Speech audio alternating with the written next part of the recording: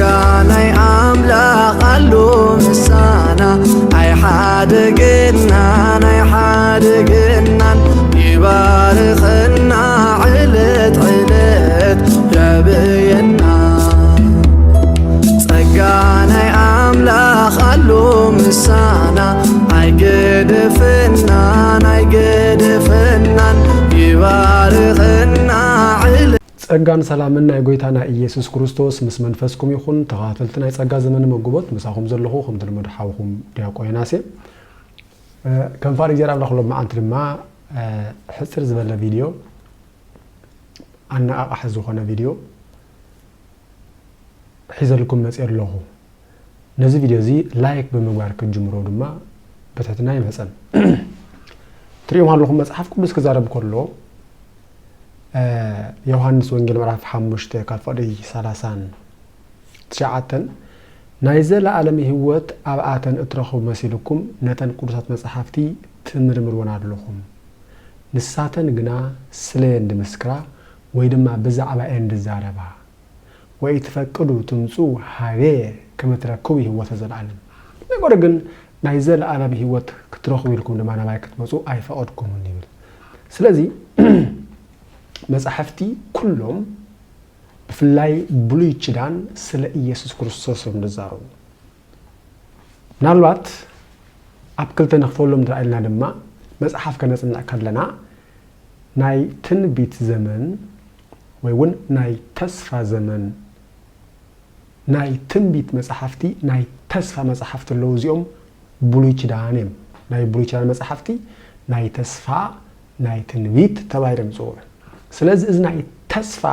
ናይ ትንቢት መጽሐፍቲ ኩሉ ስለ ኢየሱስ ክርስቶስ ይዛረብ ቀጽልና ድሕሪ መስቀል ዝመጹ ናይ ጸጋ ወንጌል ተባሂሎም ጽሑፍ መጽሐፍቲ ድማ ናይ ጸጋ ናይ ምስጢር መጽሐፍ ተባሂሎም ድማ ይጽውዑ እዚኦም ድማ ስለ ይዛረቡ ስለዚህ መጽሐፍ ቅዱስ ስለ ኢየሱስ ክርስቶስ ጥራሕ ዝዛረብ ክፋል መጽሐፍ ኣሎ እዚ መጽሐፍ ድማ ናይ ተስፋ ወይ ድማ ናይ ትንቢት መጽሐፍ እዩ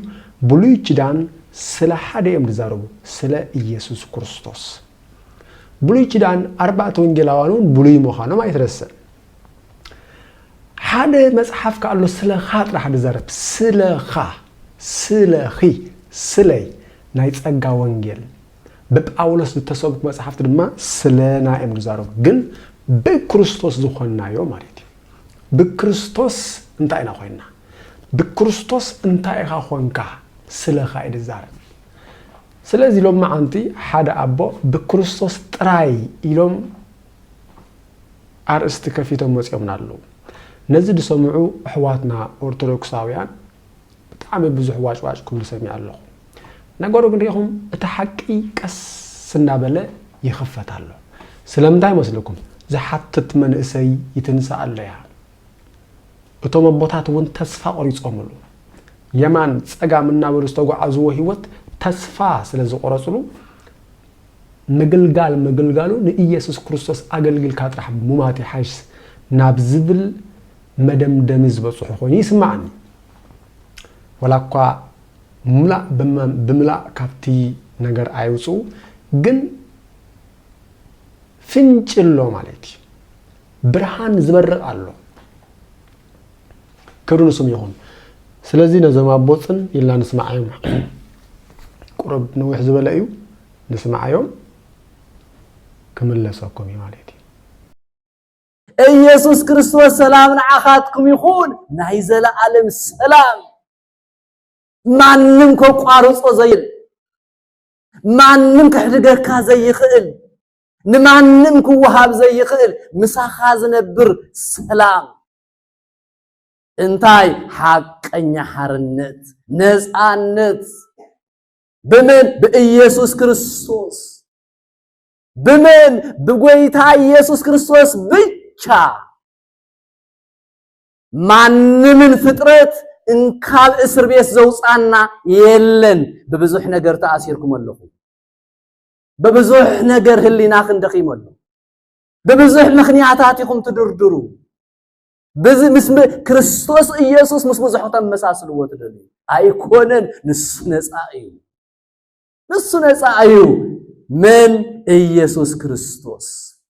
ናብ መን ንጠምት ናብ ጎይታ ናብ ኢየሱስ ክርስቶስ ብቻ ንጠምት ብቻ ናው ክንጥምት ተለና መን ርኢ ድንግል ማርያም እግሩ ንሪኣ መን ርኢ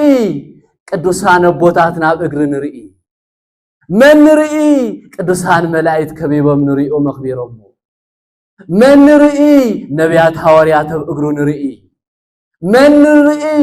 ቅዱሳን አቦታትና ሰባት አብርሃም እንኩሎ አዴታትና ቅዱሳት ንርኢ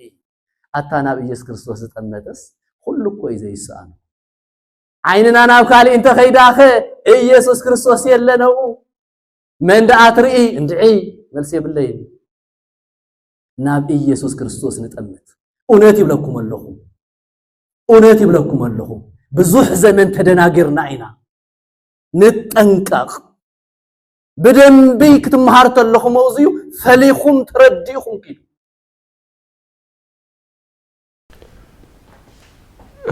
بتعمي قرم زخونا قالي ناب إيسوس كريستوس نتأمت يمزل الله ناب إيسوس كريستوس نتأمت إذن ماريكم اللهم نتسناي كنولو سناي إذا ما بو زاربو زلو زربا مصحف قدساوي ناب كريستوس نتأمت بلو دقم زفلطو خني سمعني نتم زغلغلوم زلو السبات بمنتاي تحناخيلوم بمنتاي تأثيرهم كم زلو استردو أبوي مثلا مهنياتو ببزوح نجر تأثيركم علىهم كفتح زخل جن كريستوس تراحيو يقولوا علىهم ببزوح نجر تأثيركم علىهم دايلوا قويت أيس كريستوس مارتا ببزوح نجر تجنا الله أتزاد لجن حدا نجريو مريم السحرات مكفلت سناي زي هيدوا مريم سي كباكو سر زي كل سناي غدا حري الله كم زلو غيتا إيسوس كريستوس اذا ما بود ما ندقوم ببزوح ነገር تأثيركم عليهم أمرهم ببزوح ነገር تأثير لجن ኢየሱስ ጥራህ ይዘድልኝ ናብ ኢየሱስ ክርስቶስ ጥራህ ጠምቱ በብዙሕ ነገር በበዓላት ዶ በተስካራት ዶ በአቡነ አረጋው ዶ በአቡነ ገብረ መንፈስ ቅዱስ ዶ በአርሴማ ዶ በብዙሕ ነገር ተአሲርኩም ኣለኹም ተፈትሑ ከፈትሐኩም ዝኽእል ድማ ኢየሱስ ክርስቶስ ጥራህ ይምዝሉ ስለዚህ መጽሐፍ ቅዱስ ስለ ኢየሱስ ክርስቶስ ምናልባት ከዛረቡ ሁሉ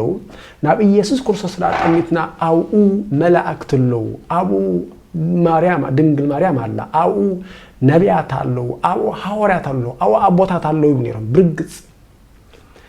ናብ ኢየሱስ ክርስቶስ ላጠሚትና መላእክት ለው መላእክቲ ናው ክሰዱና ሉቃስ ወንጌል ምዕራፍ 2 ተንትራተ መልክትና ነቶም ጓሶት ናብ ኢየሱስ ክርስቶስ አይምሰይደሞ ስለዚህ መላእክት ክረኽቦም ኢና ناب إياس خصوص أتميتنا ندنقل ماريامون كرخباينا انتهي كتبل كله زيبلكم جبرو كل نسزبلكم جبرو كتبل كنت متعين كرخباينا ناب إياس خصوص أتميتنا نبياتون كرخباينا مصحف قدوس كذا كله نقرأ صحفي ببزوه نجر وببزوه مكفلت أيدا እግዚአብሔር ለአበዊነ በነቢያትዩ እንትካት እግዚአብሔር በብዙሕ ሰዓን በብዙሕ መንገድን ቀደም ነቦታትና በነቢያት ገሩ ተዛረቡም ወበዳሃሪ ሰማዋል ነገርነ በወልዱ አብዝ ዳህራይ ዘመን ግን ነዓና በተወራሱ ኩሉ ዝገብሮ ቡኽ ዓለም ዝፈጠረ ወድ ገሩ ተዛረበና ከም ዝበለ ናብ ጎይታ ኢየሱስ ክርስቶስ አጥሚትና ነቢያት ውን ክረኸብና ነቢያት ቀደሙ አእምሮ እፎ እንጋ ማይጸና ድንግል ጸሮ ሐዋርያት ተለው አሰሮ እፎ እንጋ ማይጸና ድንግል ጸሮ ዝብል አብትናይ አስተርእዮ ቁኗት አለና ማለት ነቢያት ቀደሙ አእምሮ ነቢያት አቀድመን ፈሊጦም ስለ ልደቱ ስለ ሞቱ ስለ ትንሳኤው ተዛሪበም حواليات تلو أسرو حواليات دما ناي نبيات أستمرن ناي كريستوس أسرهم تختلهم سلازي ناب كريستوس ترى أميتنا كله أبتعت إزله كله نخملخ زي كونس كله نكريستوس نخملخ كله نكريستوس نخبر كله نخبر زي كونه كله نكريستوس نخبر كله نخسجد لو زي كونه كله نكريستوس يسوع نخسجد ويدما نخسجد يزله سلازي ኢየሱስ ክርስቶስ ጥራሕ እኹል ናብ ኢየሱስ ክርስቶስ ጥራሕ ንጠምት ይብሉ ዘማቦዚኦም እዞም አቦ ሓደ ነገር ነጊሮም ናለው በጣም ክፍታ ዘለው አቦዮም ከምቲ ወንጌል ዝበለ ያው ንስኻን ወንጌል ንመንግስት አምላኽ ቀረባ አስተባለ ዘማቦ ንወንጌል አብ ቀረባ ዘለው ሆይ ይስማዓኒ ይመላአሎም ስለዚህ ናይ ዘማቦ ስክፍታ ሓደ ነገር አለ ወይውን ስተጓዓዝዎ ህይወት በጣም አድካምን ኢ መጽሐፍ ቅዱሳዊ ምንባሩን ነጊሮም ነው ሐልፈም አስተውሉ አታና ኢየሱስ ክርስቶስ ተጠመጠስ ሁሉ እኮ ይዘይሳን አይንና ናብ ካሊ እንተ ኸይዳኸ ኢየሱስ ክርስቶስ የለነው መንዳአትሪ እንድዒ መልስ ይብለይ ናብ ኢየሱስ ክርስቶስ ንጠመት እውነት ይብለኩም አለኹ ብዙሕ ዘመን ተደናገርና ኢና ንጠንቀቕ በደንብ ክትመሃር ተለኹም ወዝዩ ፈሊኹም ትረዲኹም ኪዱ ለኹም ዓይንና ካብ ክርስቶስ እንተደኣ ፈሊናኸ ንመይና ንጥምት እንድዒ መልስ የብለይን ኢሎም ትመልሱ ፈልጥወም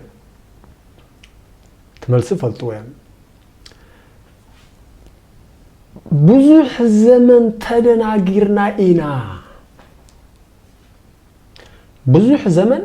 ተደናጊርና ኢና ስለዚህ ክትመሃሩ ከለኹም ፈሊኹም ተማሪኦም ዘለው በጣም ሰናይ ነገር ብዙሕ ነገር ተደናጊርና ኢና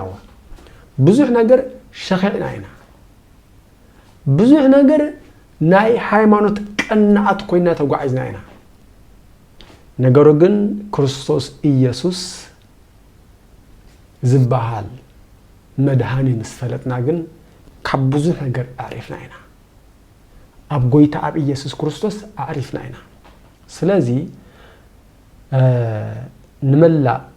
ኦርቶዶክስ አሕዋተይ አያታተይ በክርስቶስ ጥራሕ ኢኹም ዝደሓንኩም በክርስቶስ ጥራሕ ኢኹም ትነብሩ ዘለኹም بهوت أماني حيونا وأماني موتنا لكريستوس نحيو كم ذول باولوس انت لهم نكريستوسهم انت ماتكمون ناب كريستوسهم بواغا ناي كريستوس بدم ناي كريستوسهم تعديكم يتأمرنو كما يدرو لمنفس قدوس أنتو إلى باولوس نسخاتكم نايتي كاب اغزابير استقبلكم اوشتكم زلو منفس قدوس محذركم زخونكم نايت فولتريهم سلازي بواغاهم استعدكم امخه ناتكم ايكونكم امخه بسغاهم ناملاح تغزؤو